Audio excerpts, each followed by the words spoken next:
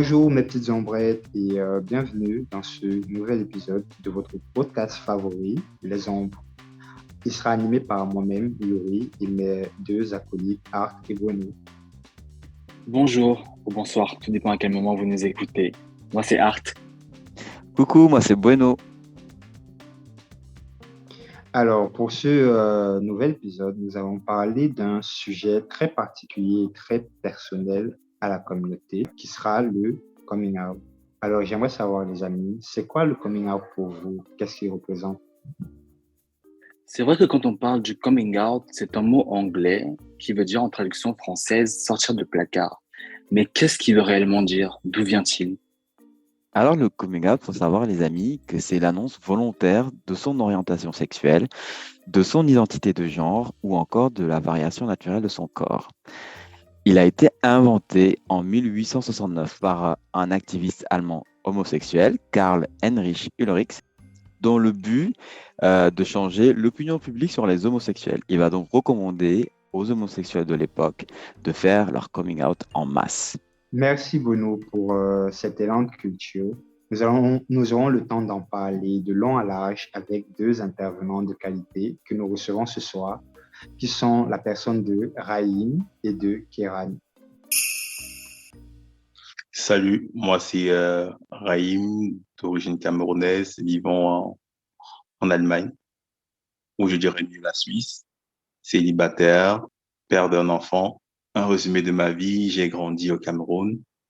J'ai vécu une partie de ma vie au Cameroun et dans plusieurs autres pays africains, à savoir la Côte d'Ivoire, le Nigeria, la Libye, le Gabon et deux autres pays. Autres, ça serait très long si je commence à citer. Issu d'une famille très religieuse, spécialement ma mère. Après mes études, j'ai décidé de continuer mon cycle universitaire en Europe, où, euh, où je vis actuellement, en Allemagne. Merci. Bonsoir à tous, je me nomme Kéran, jeune Ivoirien vivant en France. Alors, je suis né à Abidjan, j'ai grandi dans une famille ultra-chrétienne. J'ai trois oncles qui sont pasteurs et j'ai été chantre. Comme pour dire, j'ai grandi dans l'église et tout. Je suis homosexuel, marié à un garçon, je suis père d'un enfant. Merci. Coucou Kéran, coucou Raïm, c'est un plaisir de vous recevoir ce soir. Bienvenue les amis, mettez-vous à l'aise, on va discuter, on va parler, on va débattre. Vous êtes nos ombres ce soir. Alors, j'aimerais vous demander pour vous, alors, qu'est-ce que c'est le coming out? Qu'est-ce que ça représente? Quand on parle de coming out, qu'est-ce qui vous vient à l'esprit? Tout d'abord, je dirais coming out, c'est accepter sa sexualité, ne plus devoir se cacher. Mais je dirais communément, le coming out n'est pas une chose obligatoire à faire. C'est très intéressant ce que tu dis là. Et pour toi, Kéran, qu'est-ce que ça représente? Alors, pour ma part, le coming out, c'est, communément, ça c'est dit sortir du placard. Mais moi, j'appelle ça une libération. Voilà. Parce que pour moi, mon coming out a été vraiment une libération pour moi. Il fallait que j'en parle. Il fallait que je puisse dire pour être vraiment libre. Parce que j'étais détruit à l'intérieur de moi. J'ai, j'étais pas, comment dirais-je là, j'atteignais pas mon plein potentiel. Donc, du coup, aujourd'hui, vivre dans la vérité, vivre étant vrai devant ma famille, devant mes amis et devant mes collègues, si je peux dire, ça me fait du bien. Aujourd'hui, je fais pas semblant, je suis tel que je suis et je suis Kéran d'aujourd'hui. Super comme témoignage. Bueno, Art, et vous, qu'est-ce que ça représente pour vous? Pour moi, faut savoir que moi, je suis pas très d'accord avec le concept du coming out et tout. Mais je respecte toutes les personnes qui, pour eux, c'est une étape importante, comme l'a dit Keran, c'est le début d'une libération, c'est le début peut-être d'une nouvelle vie. Je dirais pas que je suis contre totalement parce que je pense que c'est important de le faire dans le sens où, par exemple, pour ma mère, pour ce qu'elle représente pour moi et dans ma vie, je crois que si je devais dire, donc annoncer ma sexualité, ce serait avec elle. Mais sinon, dans le sens ou peut-être que Kéran l'a fait ou peut-être Raïm. Moi, je pense que c'est pas un truc que je ferais parce que je suis pas forcément d'accord avec ça. Mais on pourra en discuter en long et en large au cours de cet épisode. Pour ma part, je rejoins un peu Bueno sur le fait que je ne suis pas d'accord pour forcément le faire. Parce que quand on parle de coming out, c'est un peu comme la traduction littérale qui veut dire littéralement sortir du placard. En fait, je ne sais pas de quel placard on est censé sortir, parce que pour moi, je me considère comme un être tout à fait normal, au même degré que les hétéros. Donc pour moi, ça n'a jamais été quelque chose où je me sentais à l'aise de le faire. Mais j'ai eu à passer par cette étape-là parce que il le fallait, parce que ça concernait un membre important de ma famille, donc ma mère. J'ai dû le faire par rapport à ça, parce que ça me tenait à cœur. Mais en dehors de ça, quand je vis ma vie de tous les jours, je ne passe pas forcément par le coming out. Je ne dis pas forcément à tout le monde, ou je ne crie pas forcément sur tous les toits que je suis gay. Je le vis tout simplement. Et c'est comme ça que je le vois moi. Le vivre tout simplement, être qui tu es, sans devoir te différencier des autres parce que tu es un être humain comme tous les autres. Bah, si je peux rajouter un truc concernant Art, je veux dire que quand on dit coming out, c'est pas le fait de raconter à tout le monde qu'on est gay. Non, c'est pas du tout ça. Pour moi, c'est aux personnes qui sont vraiment importantes pour nous-mêmes. Moi, mon cas, il fallait que ma famille le sache. Parce que quand je suis né, mes parents se sont dit, bah, Kiran, c'est quelqu'un qui va se marier un jour avec une femme, qui va envoyer des enfants et tout. Donc, du coup, je sais déjà ce que les parents pensent de moi. Et vous imaginez si je ne leur dis pas qui je suis réellement, vous imaginez le coup de massue qu'ils ont. Du coup, je préfère dire pour briser la glace, pour ne pas qu'on puisse se dire que bah, de toute façon, même s'il a 60 ans demain, on s'attendra à ce qu'il puisse envoyer une femme à la maison. Non, je préfère dire maintenant parce que je me suis accepté tel que je suis. Et il faut savoir aussi que le coming out, c'est un processus. C'est pas du jour au lendemain comme ça. Non, c'est vraiment un processus. Et avant de faire toujours un coming out, on se fait toujours un coming in. Ça veut dire que toi-même, tu te regardes dans une glace. Tu te dis, oui, Kéran, oui, je suis gay. Et je vais dire, mais en thème vulgaire, oui, Kéran, oui, tu es PD, oui, je suis PD. Voilà. Et quand tu l'acceptes en soi, quand tu t'acceptes toi-même, il est très facile pour toi maintenant de détecter certaines personnes de ta famille pour dire, voilà, telle personne, tonton ou tata ou mon oncle ou ma cousine ou maman ou papa, voilà qui je suis et tout. Voilà. Et moi, ça a été un processus. Ça n'a pas été comme ça du jour au lendemain. Et mes amis qui sont autour de moi, c'est des personnes que j'ai vraiment, qui sont vraiment dans mon cœur. Et c'est pour ça que je leur ai vraiment dit. Sinon, bah, ceux que je fréquente, qui sont vraiment pas importants, j'en ai strictement rien à foutre, en fait. Le jour qu'ils sauront, bah, c'est leur problème. S'ils me rejettent, j'en ai rien à foutre. S'ils m'acceptent aussi, j'en ai rien à foutre. Et tant mieux s'ils m'acceptent, hein. Pour ma part, je vous rejoins tous les deux sur vos points de vue, sur vos différents points de vue. Je ne suis pas très d'accord, d'une part, tout simplement parce que c'est un peu comme si tu devrais avoir à rendre compte aux gens sur ce que tu es, sur le fait d'exister par toi-même. Et je ne vois pas pourquoi est-ce que des personnes hétérosexuelles ne le font pas. Je ne vois pas pourquoi est-ce que nous devrions le faire. Parce que on le fait pour rendre compte à la société et justifier notre présence. On le fait par besoin d'acceptation aussi, mais on le fait également, là où je peux rejoindre Kéran, c'est pour avoir une certaine forme de libération.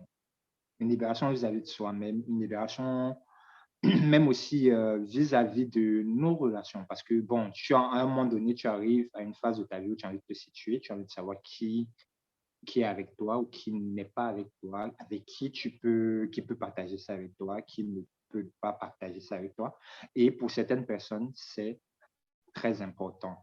Donc, d'une part, oui, je ne suis pas d'accord parce que justement, il y a ce processus de justification à l'égard des autres, puisqu'on est.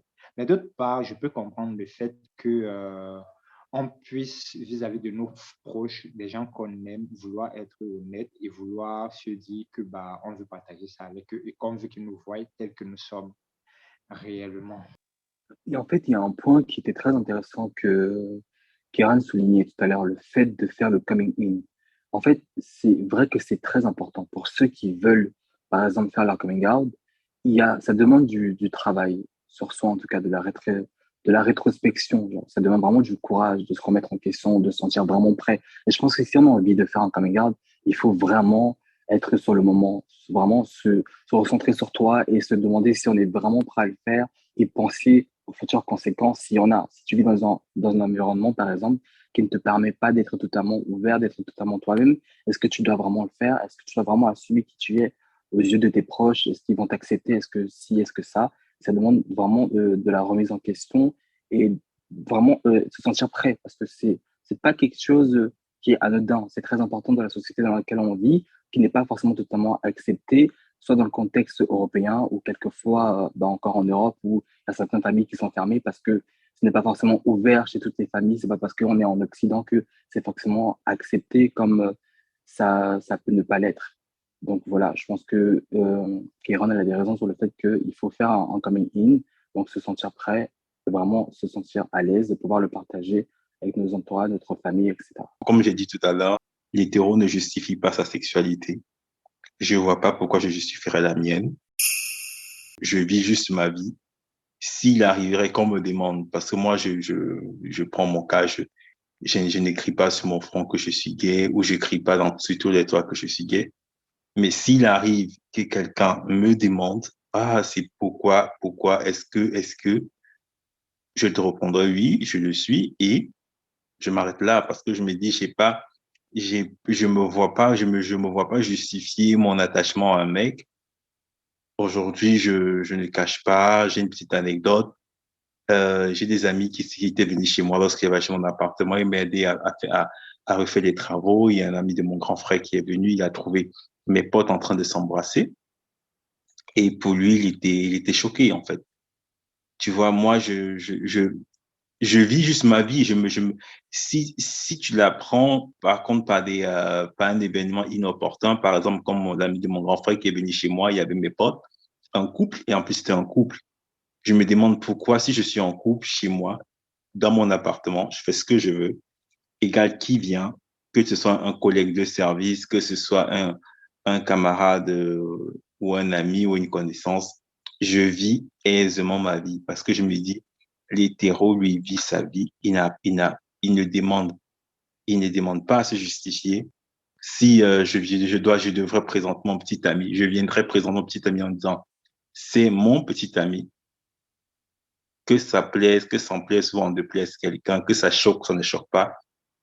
C'est juste, nos proches devraient juste être fiers ou heureux de notre bonheur. Moi, c'est mon point de vue. Mais certes, j'ai fait mon coming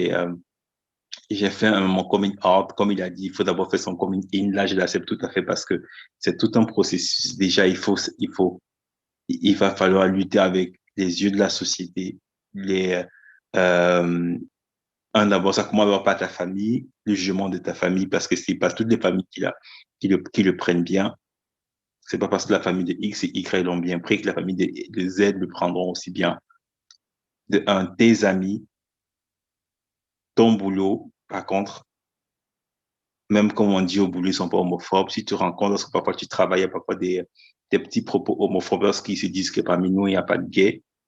Tu vois, il y a tout ça. Sauf que moi, je me dis, c'est pas une obligation. Pour moi, c'est pas une obligation, mais celui qui le fait pour sa tranquillité ou sa paix intérieure, d'accord. Je n'encouragerais personne. Je me dirais juste, vis ta vie, sois heureux. Si il arriverait que on apprend ton émotion, ta sexualité, sois-en fier, marche toujours avec les yeux hauts, ne baisse pas parce que c'est une sexualité qu'on n'a pas choisie, ou c'est une mauvaise c'est qu'on n'a pas choisi. Et je suis sûr qu'à 98%, si on demandait à chaque gay s'il voudrait être hétéro, ils diront oui. Ils aimeront changer de sexualité. Alors, il n'a pas choisi être comme tu es. Sois fier de toi. Égal ce que d'autres personnes diront. Je suis vraiment d'accord avec vous sur certains points. Là où je ne suis pas d'accord, il faut savoir que le coming out, c'est pas une justification. Voilà, moi, c'est comme ça que je vois la chose. On ne se justifie pas quand on fait ce coming out. Je prends l'exemple, un hétérosexuel, quand on lui dit, est-ce que tu as une copine? Et puis il dit, non, j'ai pas une copine, ou bien j'ai une copine. Est-ce que c'est une justification? Non, il répond clairement. Voilà, j'en ai ou j'en ai pas. Donc, du coup, en tant qu'homo, on te demande, tu as une copine ou tu n'as pas de copine? Oui, non, j'ai pas de copine. Tu réponds, mais c'est pas une justification. Mais si tu veux spécifier, si tu veux spécifier la chose en disant que euh, j'ai pas une copine, par contre, les femmes, ça m'intéresse pas. Là, tu es en train de rentrer dans ta vie privée. Ça, c'est différent du coming out. Pour moi, comme je l'ai dit, le coming out, c'est une libération. Ça te permet d'être authentique. Être authentique, ça veut dire c'est être vrai. Tu n'as pas besoin de crier sur tout le toit pour dire oui, tu suces les bites. Non. Le coming out, c'est le fait de t'accepter toi-même. Parce que tu t'acceptes toi-même, tu ne luttes plus en toi. Moi, c'est aujourd'hui ce que je vis, je suis tellement à l'aise dans mon corps. Je suis dans une bulle aujourd'hui où euh, je pars à l'église, les gens savent que je suis gay. Certains se disent, mais lui, il est pédé, pourquoi est-ce qu'il vient à l'église, pourquoi qu'il chante? Je m'en fous, en fait. Je sais que Dieu m'aime tel que je suis. Et j'ai fait mon coming out à ceux qui sont vraiment importants pour moi. Ceux qui ne le sont pas, et j'en ai strictement rien à foutre. Du coup, ce n'est pas une justification, c'est une libération vis-à-vis de ceux que tu aimes et ceux qui t'aiment et ceux qui pensent que voilà, tu aurais dû avoir une vie comme ça et tout. Non, c'est vraiment une libération, ce n'est pas une justification. Voilà, c'est ce que je voulais ajouter et terminer sur ce sujet. Ok. Donc, d'où te vient donc ce besoin justement de te libérer? Ce besoin de te libérer ou bien le besoin de libérer de la plupart vient du fait que il y a des normes que la société a instaurées et que vous le vouliez ou non, nous constituons une minorité. Et en Exactement, qualité de minorité, on applique ou on subit les lois de la majorité. Et les lois de la majorité concernant l'identité sexuelle est faite de telle sorte qu'on admet généralement la plupart du temps que tu es hétérosexuel. Tu as pris un très bon exemple, Kéran. Quand tu dis que la première question, quand tu es un garçon et tout, la première question qui vient, c'est est-ce que tu as une copine? On pense jamais à te demander est-ce que tu as quelqu'un? Donc, la question n'est même pas généralisée. Elle est directement admise sur le fait que tu es concentré ou tu es centré sur les femmes. Or, on a tendance à oublier l'hypothèse qu'il y a une autre option. Quand je parle en qualité de justification, je veux dire justement le fait que tu es obligé à un moment donné de recadrer la discussion. Parce que certes, tu vas dire, qu'on va te poser la question de toi en tant que LGBT, est-ce que tu as une copine? Tu vas dire non, je n'ai pas de copine. Pour un hétéro, la question est complète. Mais pour toi, en qualité de personne, il manque quelque chose. Parce qu'en soi, tu n'es pas en train de donner l'identité, la réponse à la question. Si tu te limites à ça, la personne va juste te dire que en ce moment-ci, il ne voit juste personne et rien de plus.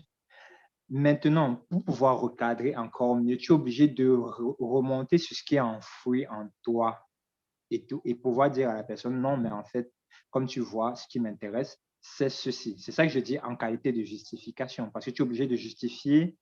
J'ai pas envie de dire choix, parce que comme tu l'as si bien dit, c'est pas un choix, mais tu es obligé de justifier le fait d'appartenir à autre chose que ce que la personne avait en tête comme schéma de base. Donc, c'est pour ça que pour moi, je n'approche pas trop avec ce processus parce que je le vois en qualité de je justifie pas vis-à-vis des personnes qui m'abordent, mais vis-à-vis de la société, ce sur quoi je suis, ce que je suis en fait. Déjà, sur ce que Kéran a dit, il y a des choses que je partage. Je peux dire que je partage 90% de tout ce qu'il a dit, surtout au niveau de la libération. Je pense que par rapport à mon histoire personnelle, le fait de le dire aux personnes que j'aime, donc en particulier ma mère, ça me délivrerait de pas mal de choses, d'autant plus que, en fait, ne pas accepter, c'est pas ne pas accepter, parce que je pense que je suis encore, je suis pas dans une acceptation totale, je suis encore en cours d'acceptation de ma sexualité. Mais je pense que ce qui est intéressant aussi de savoir, c'est que on ment par omission. C'est-à-dire que en tout cas, moi, dans ma vie, je mens par omission. Je ne dis pas, j'invente pas une vie, je dis pas que j'ai une copine, voilà. Mais il y a pas mal de parties de ma vie que, que je mets de dire, que je mets de raconter à ma mère. Et pourtant, c'est que des moments de bonheur, c'est que des moments de joie que je partage, et de douleur aussi, parce que c'est pas aussi facile, et que j'aurais aimé lui dire. Et dans ce cas-là, ouais, je comprends la délibération, en fait, la libération, pardon. Et il y a autre chose aussi dont Yuri parlait tout à l'heure, c'est le fait qu'on est tous dans un schéma hétéronormé et que le fait qu'on doive dire qu'on est différent, parce que le problème, c'est ça en fait, c'est qu'on devrait, dans un monde idéal, arriver avec son copain, arriver avec sa copine quand on est lesbienne, et voilà, en famille, au travail, dans les soirées de travail, en tout cas, dans tous les milieux qu'on peut fréquenter, amener la personne avec qui on partage sa vie, sans pour autant avoir à passer d'une phase, moi, pour moi, qui correspond à une phase d'humiliation un peu, parce qu'on m'oblige à me mettre à nu, dans le sens où, dans mon travail, comme tu as dit, Raïm, tu as un contexte un peu des fois homophobe parce que les gens ne peuvent pas imaginer que dans leur entourage, en tout cas quand tu n'es pas, supposé homosexuel, peuvent se lâcher et avoir des propos un peu homophobes et tout. Et et je trouve ça assez humiliant qu'on impose, qu'il y ait une injonction sur les homosexuels comme ça, tu vois? On le fait, mais on s'en rend même pas compte que c'est une injonction. On nous oblige à dire: «En fait, les gars, arrêtez-vous. Moi, je suis différent, je suis pas comme vous. Moi, je suis comme ça et je suis comme ça». Et je pense que ça vient du fait qu'on maîtrise mal le fait, l'homosexualité, et encore une fois, on va le dire, on va le répéter, encore une fois, qu'on le cons en fait, que l'homosexualité, on le voit comme étant un truc qui tourne autour du sexe et qu'il faille dire, avec qui on couche, avec qui on baise, pour être plus cru. Alors que tout simplement, quand on présente notre partenaire comme quelqu'un avec qui on partage la vie, avec qui on partage notre vie, avec qui on a des sentiments sincères et avec qui on se projette dans l'avenir, je pense que c'est un peu plus humain et moins humiliant pour la personne qui a une sexualité autre. Mais je partage franchement tout ce qu'a dit Kéran, je le partage, et c'est important de dire aux personnes qu'on aime qui on est. Mais je ne suis pas d'accord quand il dit que, c'est à ce moment-là qu'il est lui. Alors que je suis désolé, moi quand j'aime ma mère, je suis gay, je l'aime encore, je l'aime toujours. Quand j'aime mon frère, je suis gay. Quand je suis un grand frère, je suis gay. Quand je suis un collègue, je suis gay, et quand je suis un ami, je suis gay, et ça ne change pas. Ça n'a pas changé ma personnalité, ça ne change pas qui je suis. On reste qui on est, malgré qu'on le dise ou qu'on le dise pas, en fait. Et je suis content que pour toi, ça soit une libération. Je pense que pour moi, ça le sera quand ça sera quand ce sera mon tour. Vous l'aurez tous compris, je l'ai pas encore fait. Je veux dire, auprès de ma mère, je pense que je vivrai la même libération que tu as, et je comprends parfaitement les sentiments que tu as pu ressentir à ce moment-là et que tu ressens aujourd'hui. Une petite question pour toi, s'il te plaît, Bueno. Est-ce que encore tu luttes en toi? Est-ce que tu t'acceptes toi-même? Est-ce que tu es bien dans ta peau? En fait, je suis très bien dans ma peau. Ça n'a pas été le cas dans le passé. Dans le passé, il était inimaginable pour moi de vivre avec un homme, d'oser rêver être avec un homme. Et j'ai fait pas mal de progrès dans ma vie. Aujourd'hui, je m'accepte en tant qu'homosexuel, pas totalement, parce que je reste encore aliéné par la société, tu vois? Mais pour autant, aujourd'hui, on va dire que le curseur d'acceptation est beaucoup plus avancé qu'il y a, 4 ans ou 5 ans, tu vois? Ça n'empêche que, heu j'ai encore des difficultés, c'est clair, j'ai encore des faiblesses, j'ai encore des insécurités par rapport à ma sexualité, mais je ne peux pas dire que, je ne le fais pas parce que je ne me suis pas accepté. En fait, en tout cas pour mon cas. Est-ce que je réponds à ta question? En tout cas, tu as eu un discours de président. Je t'applaudis ça en silence, Bueno. Merci. Moi, vous voyez, j'ai un problème avec ce mot libération. Parce que le mot libération ici, pour moi, fait appel à un sentiment aussi de culpabilité. C'est pour ça que je t'ai demandé tout à l'heure, Kéran, et pour toi, Raïm, d'où vient ce sentiment de vouloir se libérer? Est-ce que vous pouvez le situer par rapport à vos ressentis personnels, par rapport à la façon dont vous avez vécu vos vies? Pour moi, je dirais, comme Yuri, tu viens de citer, pour moi, c'est pas un sentiment de libération. Je ne dirais jamais que c'est un sentiment de libération, c'est juste que le besoin de le dire, c'est parce que moi, dans ma famille, je recevais, même pas dans ma famille, ma mère, bien que j'ai un enfant, ma mère me m'acculait toujours avec le fait du mariage. Et bien que j'avais mon grand frère qui n'était pas marié, mes deux grands frères n'étaient pas encore mariés, mais elle m'acculait avec le mariage et juste pour faire mal, comme j'ai toujours dit, pour vouloir faire mal à ma mère, parce que je me disais, j'ai toujours été l'enfant modèle, j'ai toujours été celui qui a été toujours là lorsque les parents avaient toujours besoin, j'ai toujours été l'enfant qui a toujours marché sur le droit chemin, bien que parfois j'aurais bien voulu faire des erreurs comme d'autres enfants, non. J'ai toujours voulu être l'enfant modèle, alors je ne voyais pas pourquoi on devait m'acculer sur un truc qui m'intéressait pas. Alors j'ai flashé à ma mère une phrase très déplacée tout en faisant mon coming out. Et voilà, c'était pour moi, c'était pas une obligation parce que je vivais, bon, c'est pas que je vivais, je vivais ma vie pleinement, mais c'est, quand je l'ai fait, comme quand je l'ai fait, je l'ai pas regretté. Même aujourd'hui, les mots que j'ai utilisés, je les ai pas regrettés parce que c'était pour moi, quand tu aimes quelqu'un, tu adores quelqu'un, parce que ma mère, pour moi, c'est comme un mini-dieu. Et du fait de voir la personne que j'aime le plus au monde m'acculer, apparemment, j'ai voulu un peu faire mal j'ai voulu qu'elle ressente un peu le genre de douleur que je pouvais sentir. Alors, j'ai lâché cette phrase assez déplacée à ma mère qui, euh, qui a enfin, d'une part, fait mon coming out. Et voilà. Mais Dieu merci, elle a bien pris la chose et aujourd'hui, nous en parlons plus ou moins de, de ce qui m'intéresse, de ce que j'aime. Et voilà, en fait. Ok.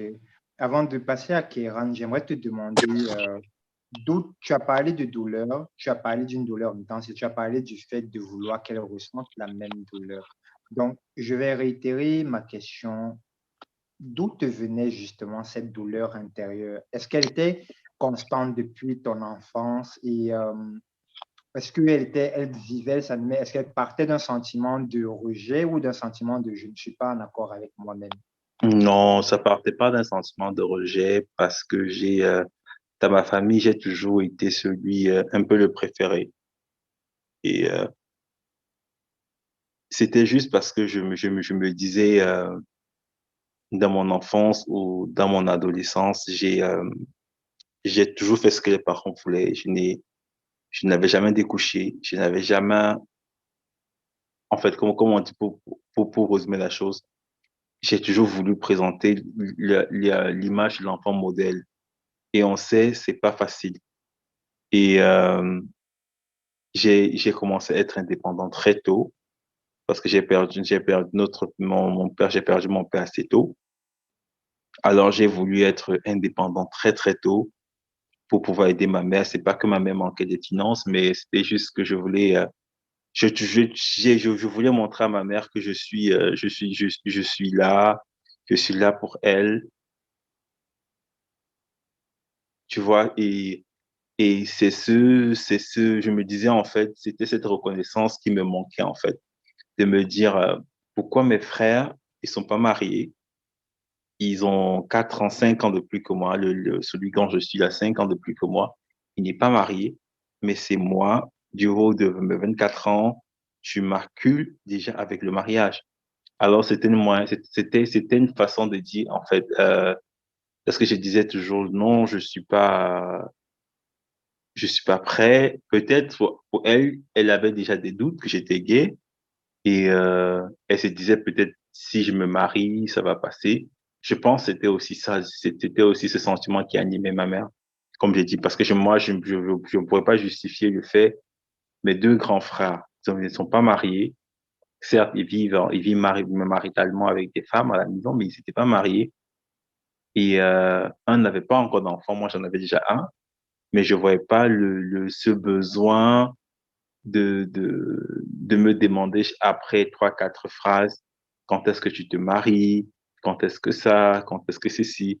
Alors j'en avais marre de cette question que je disais toujours, je vais le faire quand je serai prêt, mais cette phrase revenait toujours. Alors, j'ai, le fait de toujours me demander quand est-ce que ça finissait, comme on dit ça finissait toujours, c'était, j'ai fini par, on me dit, je dirais mieux, j'ai fini par exploser et j'ai lâché cette phrase à ma mère qui, qu'on pourrait traduire, je suis gay, j'aime les hommes.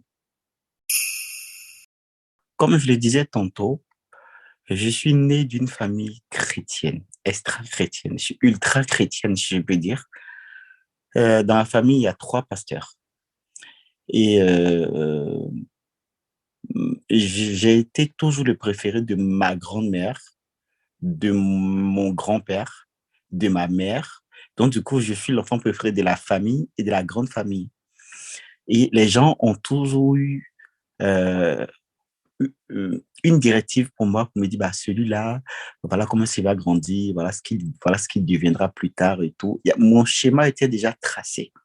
Et du coup, il fallait pas que je puisse foutre la honte à la famille. Parce que j'étais bon chrétien, je chantais déjà très bien et je travaillais bien à l'école et tout. La seule chose qu'on me demandait peut-être c'est d'avoir une copine et tout et venir la présenter à la maison.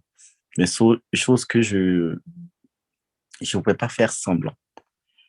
Quand je su à l'âge de 12 ans que j'étais attiré par les garçons et je me sentais pas bien dans ma peau, la première des choses à faire, j'ai été à l'hôpital, j'ai payé ma consultation et j'ai vu le médecin, je lui ai dit, bah, faites-moi une injection parce que je suis malade. Il m'a dit, mais qu'est-ce que vous avez? J'ai dit, bah, je suis attiré par les garçons. Et je crois que c'est une maladie et en tant que chrétien, c'est pas bon. Il m'a dit, bah, c'est l'homosexualité, tu ne seras jamais délivré. Du coup, je te conseillerais, jeune homme, de grandir et d'avoir une sexualité saine avec une seule personne. Et même si tu as plusieurs partenaires, protège-toi. C'est tout ce que je peux te dire. Mais il faut savoir que ça, c'est ta vie et tu mourras avec ça. Et j'ai pas accepté. J'ai refusé ça. Du coup, j'ai passé d'église en église pour une thérapie de conversion. Pour ceux qui en savent, pour ceux qui sont passés par là, je me prêtais à cette thérapie de conversion dans le but d'être vraiment délivré de l'homosexualité. Pour moi, c'était un démon qui était en moi. Et la famille ne savait pas. J'avais un seul oncle dans la famille, moi, qui est pasteur aujourd'hui au Canada, qui était mon meilleur ami dans la famille, quelqu'un pour qui j'étais vraiment ouvert et tout. Et ça, lui, je lui ai dit. Donc, lui aussi, il priait avec moi et tout. Des pasteurs priaient pour moi. Je partais des fois dans des veillées de prières, pour ceux qui le savent, au bled, où il y a 6 000 personnes, 10 000 personnes. Et je me présentais devant tout le monde pour leur dire, voilà qui je suis, voilà ce que j'ai. Je souhaiterais la grâce du Seigneur pour que le Seigneur puisse me délivrer. Vous voyez, c'est être j'étais vraiment pas en paix dans mon corps et dans mon cœur. Il y avait une lutte perpétuelle. Et tout ça, il fallait garder l'image des garçons bien éduqués, qui chantent bien à l'église, qui travaillent bien et tout. Il y avait vraiment cette lutte perpétuelle en moi.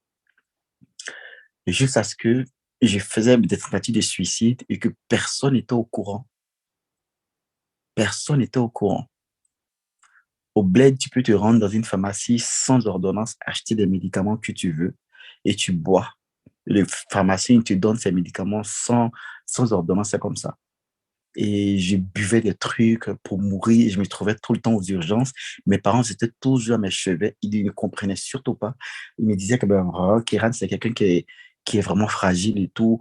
On me lavait les intestins tout le temps. J'ai fait 6 tentatives de suicide quand j'étais à Abidjan. Et la 6e, c'est que un ami m'avait dit que comment est-ce que tu sais que tu es gay si si t'as pas couché avec une femme, je dis, bah, ok. Donc, il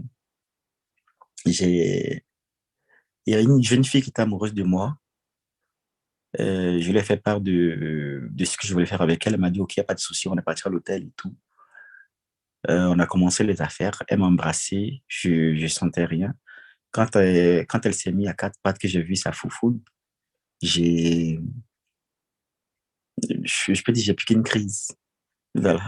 J'ai commencé à avoir de l'allergie sur mon corps et j'ai vomi de partout. Oui, j'ai vomi de partout et j'ai commencé à trembler. Je suis tombé. La seule chose dont je me réveille, je me souviens, c'est que je me suis retrouvé sur un lit d'hôpital aux urgences. Et ceux qui s'occupaient de moi, vu mon nom de famille, j'avais des maisons, il y a une maison qui est médecin. Ils ont dit, ben, cher ami, est-ce que vous avez telle personne qui est médecin? Tout, j'ai dit oui. Et je lui ai dit, bah, du coup, ils l'ont appelé. Ils ont dit, ben voilà, c'est ton neveu qui est là et tout. Et j'étais obligé de l'expliquer. Ça, ce jour, j'ai fait encore une note à mon oncle. Mon oncle me dit, mais t'es si pédé que ça. Mais il y a des pédés qui couchent avec des femmes, quoi. Tu vois? J'ai dit, mais tonton, je peux pas. C'est vraiment compliqué. Je voulais essayer, j'ai pas pu. Tu vois? Et donc, du coup, il y avait deux personnes dans la famille qui le savaient, lui et le pasteur en question. Après, je me suis dit, comme j'ai essayé et ça n'a pas marché, qu'est-ce que je peux faire? Du coup, il y a une fille qui est amoureuse de moi, je lui ai toujours dit la vérité. Elle a dit non, en Jésus, Dieu va te transformer et tout ça. Et je me suis marié avec elle. Et j'ai vécu avec elle 3 semaines. Et après, j'ai demandé le divorce. Donc, du coup, imaginez un peu notre débat sexuel. C'est elle qui était euh, la dominante, l'active, si je veux dire. Du coup, elle faisait tout pour que je bande. Elle se levait, elle s'était assise dessus, tout. Voilà. Donc, c'est dans ça que mon fils est né. Mon beau-fils, mon joli fils, il est né et tout. Mais j'ai demandé le divorce et tout. Mais je n'étais pas à l'aise dans mon corps. Mes parents me disaient, En 3 semaines, tu as pu sortir un fils. bah C'est oui. pas mal. Au moins, tu es efficace. Du coup, mes parents n'ont toujours pas compris pourquoi est-ce que j'ai une femme qui est jolie, qui est d'origine, bon, ouais, qui est anglaise, française et tout. Comment est-ce que tu vois, comment est-ce que tu divorces avec ça? Elle est belle, elle a une forme taillée comme une guêpe et tout. Et tout ça, je ne m'acceptais pas. Il faut savoir que pendant ce temps que je suis venu en France, je voyais une psy et j'ai payé ma psy à 75 € la séance. C'est-à-dire que 75 € la séance, et j'avais 4 séances dans le mois. Du coup, j'ai vu ma psy sur 3 ans. Bon, calculez un peu. 75 € multiplié par 12, après multiplié par 24. Vous voyez? Et c'est pas remboursé par la sécurité sociale. J'ai fait de l'homéopathie, je ne sais pas si vous connaissez. C'est une science aussi qui apparemment guérit les homosexuels. Et j'ai tout fait.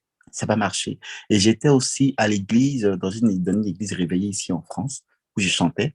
Et je me disais que voilà, il faut que je prie, il faut que je donne de ma voix, de mon corps, de mon temps à Dieu pour que Dieu puisse me délivrer. Dieu ne m'a pas délivré. Du coup, à un moment donné, je me dis, mais qu'est-ce que je fais? Mais Kéran, qu'est-ce que tu fais au fait? Tu as lutté toute ta vie, tu vas pas lutter comme ça. Du coup, grâce au psy, grâce à mon mari aujourd'hui, grâce au YouTube, au témoignage que je vois sur YouTube, grâce au Space aujourd'hui, je sais qu'un jour, ça va aider une personne dans le monde entier qui va s'accepter tel qu'il est.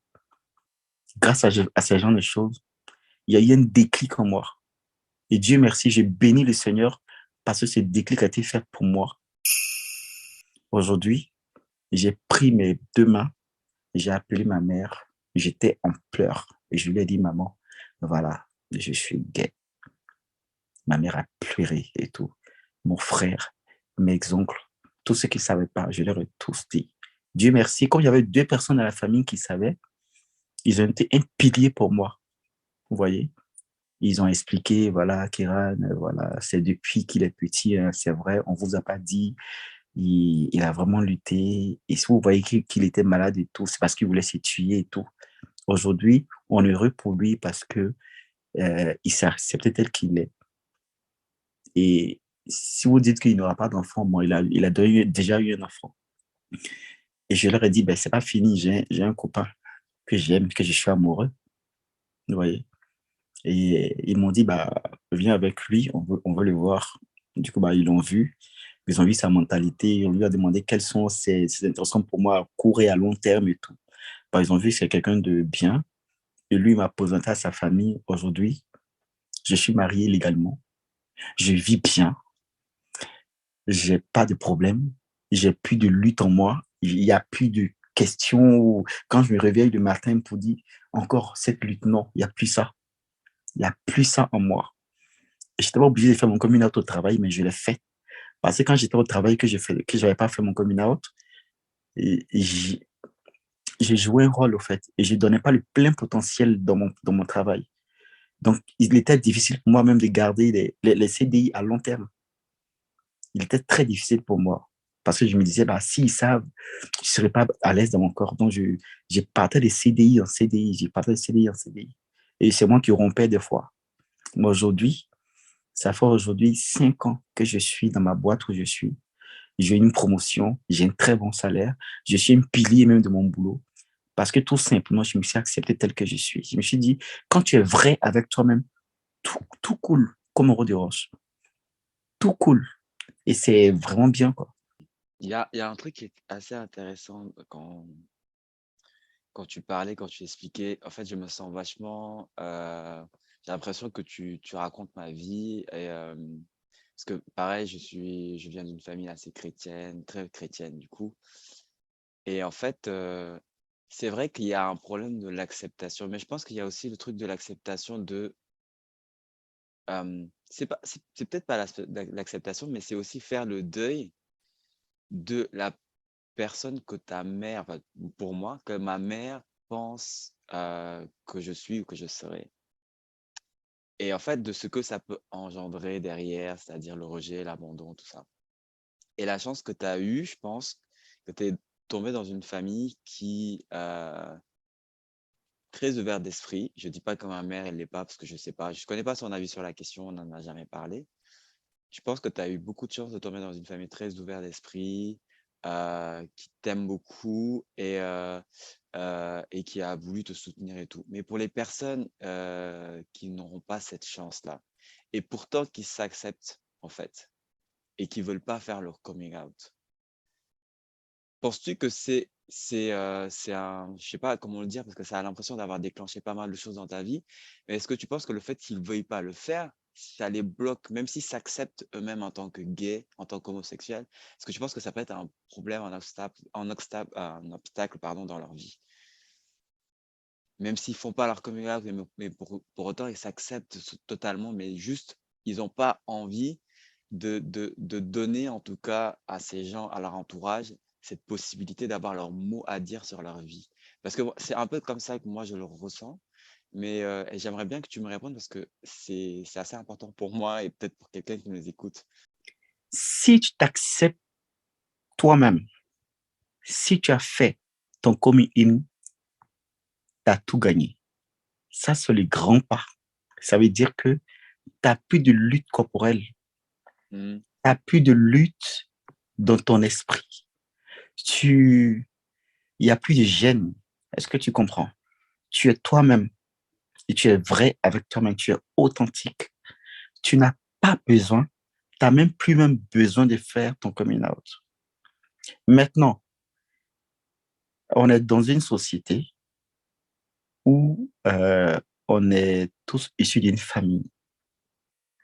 Et comme tu le dis si bien, tu es chrétien. Euh, Prendre sa vie chrétienne et faire une fusion avec sa foi chrétienne et faire une fusion avec sa vie homosexuelle, ça c'est un autre cas. Peut-être que toi et moi on en reparlera, mais ça c'est un autre cas. Mais il faut savoir que si tu aimes ta maman, quand tu aimes ta maman et que tu ne veux pas plus tard la voir souffrir, il y a certaines choses qui doivent être claires. Et si ta mère t'aime, sache que il n'y aura pas de deuil. Parce qu'elle te voit. Elle sait qui tu es. C'est toi, tu penses qu'elle ne te connaît pas. Elle sait. Elle veut t'entendre. Elle veut que mon fils me dise, maman, voilà, c'est ça. Sinon, elle le sait. Du coup, il n'y a pas de, il y a pas vraiment d'obstacle si tu ne lui dis rien, certes, mais quand tu aimes quelqu'un, la morale exige d'être vrai envers cette personne. C'est tout. Est-ce que, Raïm, tu as quelque chose à rajouter? Qu'est-ce que tu dirais à ce petit garçon ou à ce garçon qui nous écoute et qui est peut-être dans la même situation que moi, qui a envie de se lancer, mais qui a peur aujourd'hui, tu dirais quoi? Tout d'abord, je dirais bravo Kiran. Moi je dirais c'est un courage de ouf. Il a, on devrait te donner une triple couronne en fait, parce que c'est vrai, c'est pas, c'est même moi aujourd'hui, même comme je vis ma vie pour moi, il y a certaines choses que je j'ai pas le courage de faire. Ton courage, je l'ai pas en fait. Je m'accepte pleinement, mais le courage que tu as, je ne l'ai pas, pour être franc. Raison pour laquelle je te dirais encore bravo et bravo. Et Bueno, ce que je dirais pour les jeunes, déjà, cela dépend du contexte où on vit. Selon, cela dépend déjà du comportement familial. Tu sais, on connaît nos parents, on connaît nos proches, on essaie, on a déjà plus ou moins euh, une appréhension des réactions de certaines personnes. Et pour nous, Africains, je resterai bien sur le cas africain, sur le contexte africain, désolé. Tu sais, parfois pour faire son coming out, assure-toi bien que tu es bien armé. Armé dans le sens que, tu sais, aujourd'hui, si, il faut se mettre toutes les éventualités. Tu vois, il faut se mettre l'éventualité selon laquelle, si je fais mon coming out, cela tourne au vinaigre, que ferais-je? Donc déjà, je dirais avant, à tout jeune, à tout petit frère ou grand frère, avant de faire son coming out, assure-toi déjà d'avoir une suffisance, pas d'être riche, mais je dirais donc juste une suffisance financière. Parce que les tout petits de 16, 17 ans, 18 ans, on a vu chez nous en Afrique, je parle du cas du Cameroun, des enfants de 17 ans qui ont fait le coming out, on les a foutus à la porte. Ils ont été complètement régnés de leur famille. Tu vois, ils sont retrouvés à la rue, ils sont devenus des prostituées, ils savaient pas chez qui aller. Donc, pour moi, j'ai toujours dit, assurons-nous d'abord d'avoir une situation financière assez stable. Même si, tu sais, parfois nos parents peuvent revenir à la raison. Ça peut durer un an, ça peut durer 6 mois. Mais durant ces 6 mois, imagine-toi un enfant de 17 ans. Que ferait-il? Où irait-il? Parce que dans ce cas, j'ai un très bon ami à moi ici, il vit en France. Il a fait son coming out. Il a eu la malchance, on l'a arrêté parce que il y a eu une seule jalousie en tant qu'au Cameroun. On l'a arrêté, il a fait la prison, il est sorti. Il s'est retrouvé face à lui seul. Pas de famille, rejeté de tous. Donc, je dirais bien à Bueno, c'est comme je dis, un conseil, je donnerais pas seulement à d'autres personnes de bien réfléchir si c'est vraiment ce qu'ils veulent. Et ils doivent toujours avoir un plan B, une alternative au cas où cela tourne au vinaigre. Ou pour être honnête, et après je laisse la parole, la religion n'est même pas un problème pour moi en fait en tant que tel. J'ai pas le même problème si j'ose dire que qu'Iran dans le sens où c'est vrai qu'au début c'était compliqué par rapport à la religion parce que j'étais pratiquant et tout, mais ce n'est plus devenu un problème pour moi la religion par rapport à ma sexualité en fait. Ma seule crainte en fait c'était de me retrouver seul de en fait, c'était de me retrouver seul, de perdre l'amour de ma mère, tout ça. Des craintes qui sont assez légitimes, mais voilà, je pense que quand on est un peu au pied du mur et tout, même si on s'accepte et tout, c'est des questions qui nous taraudent, qui nous traversent l'esprit. Et voilà, moi, c'est ce qui me fait peur, c'est de lui faire vivre une nouvelle déception et tout. Voilà.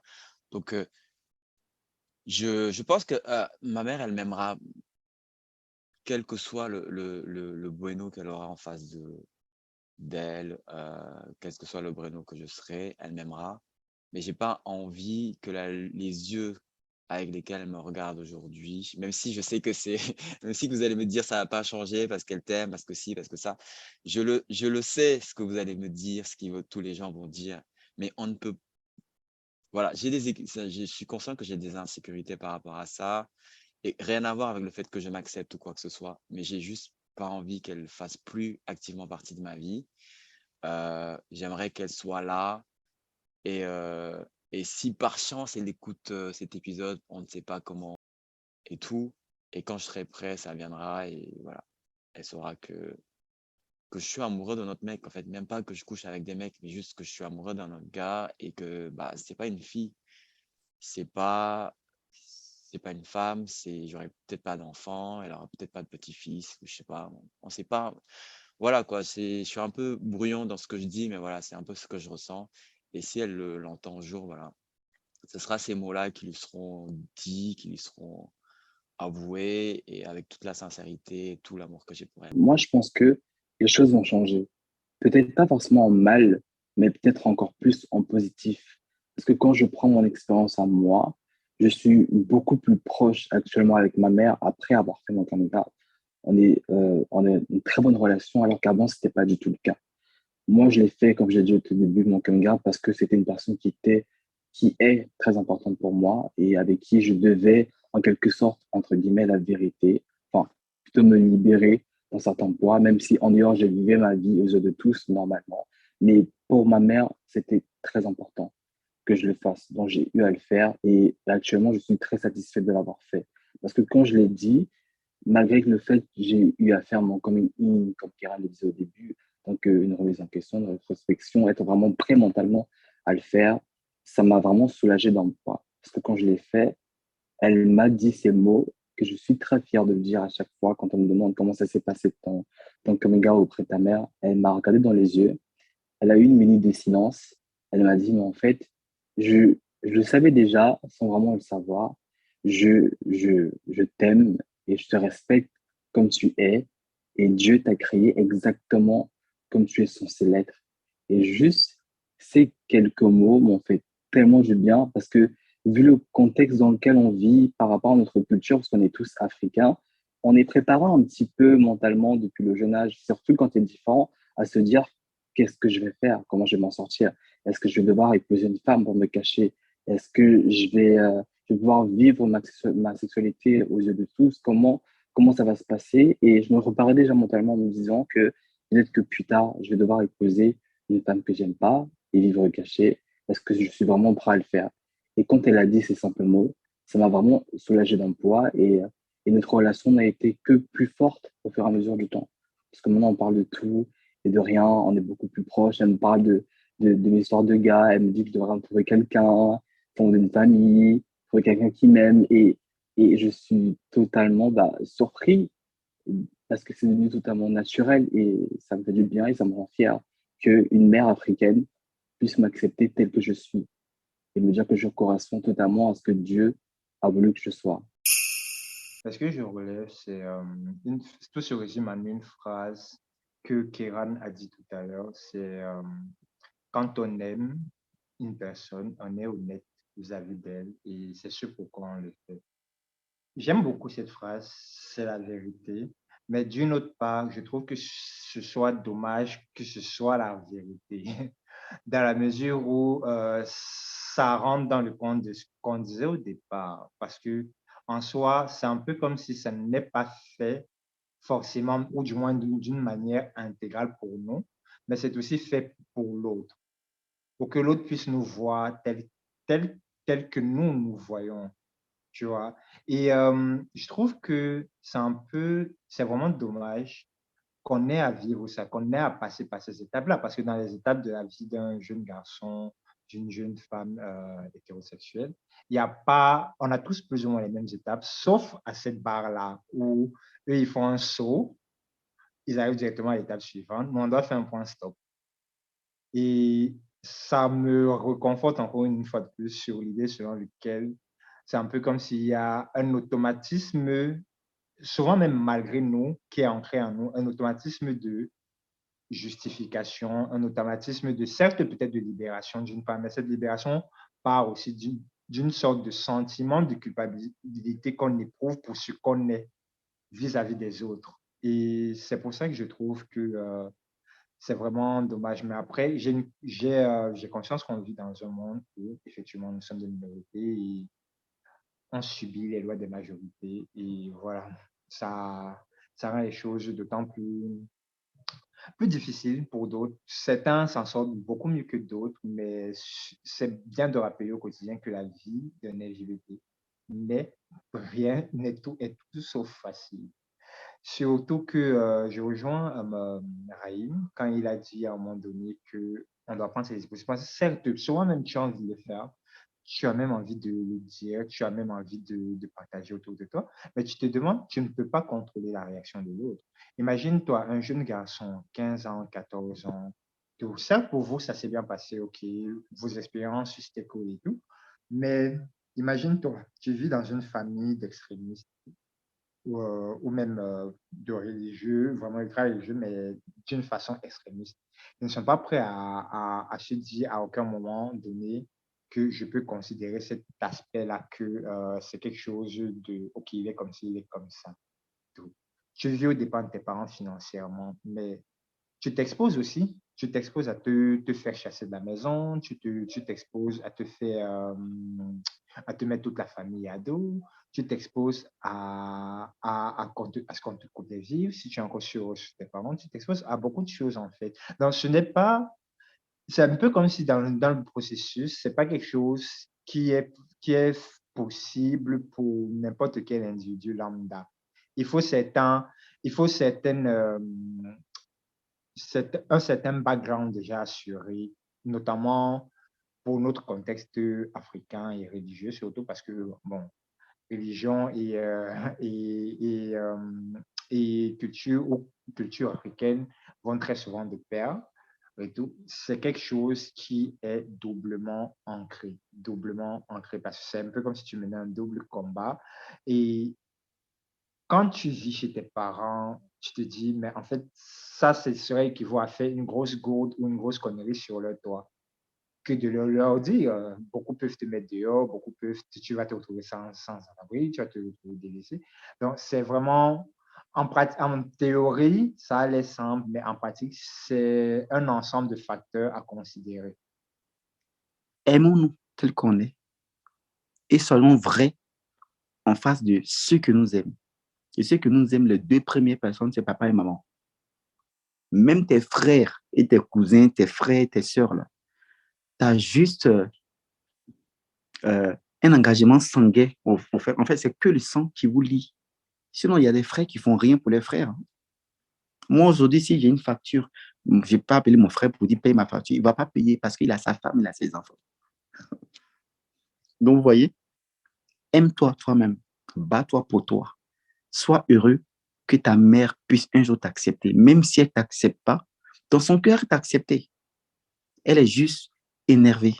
Et c'est tout. Un jour, elle reviendra à la tâche pour dire, voilà, tu es mon fils, pardonne-moi si je t'ai dit ça. Je t'aime tel que tu es et tout.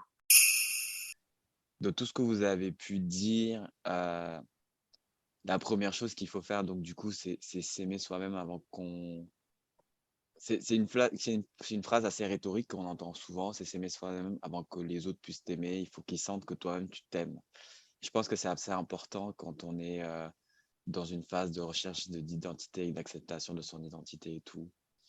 Et ouais, je pense que oui. Je pense que vos interventions, vos expériences peuvent éclairer les gens qui sont dans l'ombre, justement. Et moi, ça m'encourage en tout cas voilà, à continuer dans ce parcours laborieux du coming out, même si je suis pas d'accord avec ça, mais je me le dois de le faire avec ma mère et tout. Et franchement, vos conseils sont très précieux pour moi.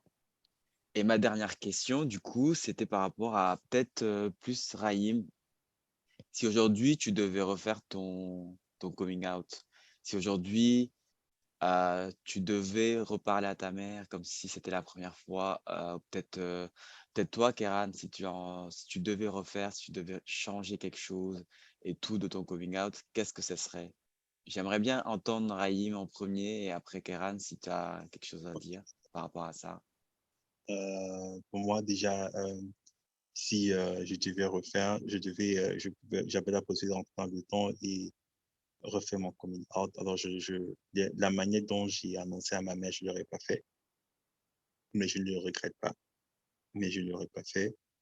Je l'aurais fait euh, peut-être, disons, j'aurais dit en 2018, parce que c'était l'année où j'étais allé au Cameroun avec euh, le mec avec qui j'étais là, ma dernière relation, ma dernière, on peut dire, vraie relation. La dernière vraie relation dont le mec avec qui j'étais, nous sommes allés au Cameroun et ma mère était là, mes frères, avec leur épouse, ma sœur et ses enfants. Nous étions à la maison familiale, c'était beau, c'était tellement beau, c'était agréable de pouvoir être assis à table avec ma mère, mes frères, mes sœurs, mes nièces et le mec que j'aime. Ça aurait été pour moi une occasion. Bon, tout le monde savait déjà que j'étais gay, mais si c'était à refaire, je l'aurais fait à cette période. J'aurais affirmé devant tout le monde, voilà la personne qui fait battre mon cœur. Alors, moi, me concernant, je ne regrette pas mon coming out. Si c'était à refaire, j'allais refaire pareillement. Mais la seule chose que je regrette, c'est le fait que j'ai eu peur de perdre ma famille. J'ai eu peur d'être rejeté par ma mère, par mon frère, par mes oncles, par ma grand-mère.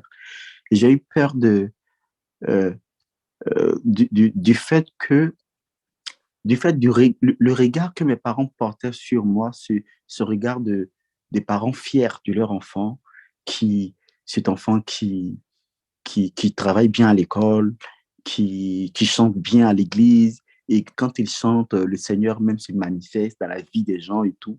Et j'avais peur qu'on puisse plus me voir de cet œil-là. Et c'est pour ça que je regrette mes tentatives de suicide. Et je regrette amèrement. Et c'est ce que mes parents m'ont dit. Ils m'ont dit, bah, on regrette parce que le temps qu'on a pris pour te soigner, cet argent qu'on a pris pour aller aux urgences, pour te soigner, le temps qu'on a pris d'être auprès de toi au lieu qu'on parte au travail, c'est ce temps-là qu'on regrette. Et tu t'imagines, si on t'avait perdu, qu'est-ce qu'on allait faire? Tu vois? Donc, c'est ce que je regrette. Je regrette ça amèrement, en fait. Je regrette pas du tout d'avoir eu un enfant. Je regrette pas du tout de me suis prêté à des thérapies de conversion parce que naturellement, en tant qu'enfant de Dieu, euh, quand il y a, quand tu te découvres différent de la sexualité en griffe normale, en griffe, hein, parce qu'il faut savoir que l'homosexualité est normale. Voilà. Quand tu découvres que ta sexualité est différente de celle de tes parents, tu te poses vraiment des questions, tu vois. Et moi, je regrette pas mon coming out. Je regrette simplement mes thérapies de conversion, mes tentatives de suicide, tout simplement. Et il y a une phrase que ma mère m'a dit, que je la bénirai durant toute ma vie, même dans ma tombe. Elle m'a dit, je t'aime tel que tu es. Toi et ton mari, ne vous cachez pas. Vivez votre vie. Mais la seule chose que je vous interdis, c'est de vous exposer. Et ça, cette parole, ça m'a fondu le cœur, quoi. Pour une mère aimante, pour une mère j'avais peur de perdre, qui me dit ça, qui me dit, vis ta vie, vis telle que tu es. Ne te cache surtout pas, mais ne t'expose pas. Et c'est ce que je vais dire à tous ceux qui m'entendront sur ces spaces. Si tu vis et que tu es homosexuel, que tu sois un milliardaire de ta vie, que tu sois un milliardaire, que tu sois euh, le plus beau du monde. Vis ta vie. Ne te cache pas, mais ne t'expose surtout pas. Merci Kéran et merci Raïm pour votre participation à cet épisode. On a vraiment beaucoup appris à vos côtés. J'ose croire que ça sera la même chose pour le Dima qui nous écoute. Vraiment, vos interventions étaient très pertinentes et très bénéfiques pour les uns comme pour les autres. Et ça nous va droit au cœur. On espère vous revoir bientôt. Merci beaucoup. Merci Raïm, merci Kéran, c'était très intéressant. Merci à vous. Vraiment, c'est un honneur pour moi d'avoir été sur cette space. Je serai encore preneur si vous m'invitez. Et franchement, merci beaucoup. Et je remercie tous ceux qui nous écouteront, qui nous écoutent dans le fin fond du monde, surtout en Afrique et tout. Vraiment, soyez vous-même, acceptez-vous, faites votre coming in. Et la suite, on verra. La suite, on verra. Je dirais en mode fin, merci Bueno, merci Yuri, merci Art. Et c'est fait un plaisir et grand honneur était pour moi de partager cette expérience avec Kéran. Et merci d'avoir partagé aussi ton expérience à toi. J'ai beaucoup appris, j'en ai tiré quelques leçons. Et j'espère que mon expérience, ton expérience et vos expériences à vous permettront d'aider plus d'une personne et juste être fier de soi, toujours s'aimer et toujours avoir la tête haute. Merci. Merci beaucoup à nos Merci. membres du show. Merci à ceux qui nous écoutent à travers le globe. C'est la fin de cet épisode. N'hésitez pas à donner vos évaluations et vous abonner à travers vos plateformes de streaming. On se retrouve pour le prochain épisode. À bientôt. Salut tout le monde. Salut. Salut.